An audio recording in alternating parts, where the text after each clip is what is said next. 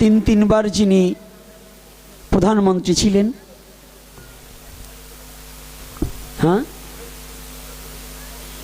এই বাংলার স্বাধীন হওয়ার পরে বাংলার প্রথম প্রধানমন্ত্রী নারী যিনি বেগম খালেদা জিয়া, তিনি আজ সকালে এহলোক থেকে পরলোকে গমন করছে।